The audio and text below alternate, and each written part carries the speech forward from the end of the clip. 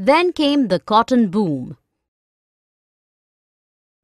Before 1860s, three-fourths of the raw cotton imports in Britain were sourced from America.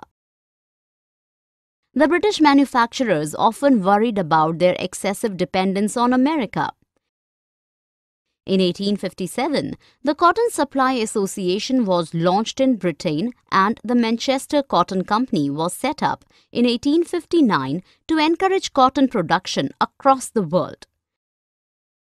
These organizations identified India as an ideal source of cotton supply to Lancashire.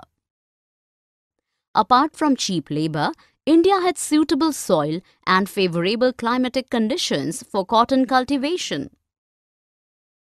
Because of the American Civil War in 1861, the supply of raw cotton from America to Britain declined to 55,000 bales in 1862.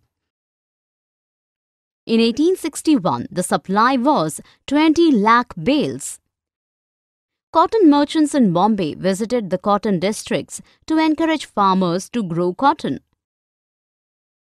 Cotton export merchants offered advances to sahukars who would give credit to the rural money lenders to finance cotton production.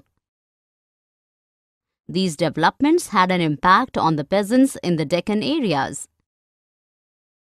The ryots in the Deccan villages suddenly had more than enough credit. For every acre of cotton cultivated, they got an advance of ₹100. Cotton production in Bombay increased. Now, 90% of Britain's cotton imports came from India.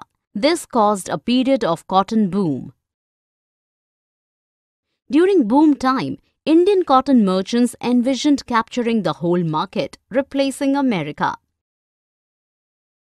As soon as the Civil War ended in America, it resumed cotton supply to Britain, causing a fall in the export of cotton from India to Britain.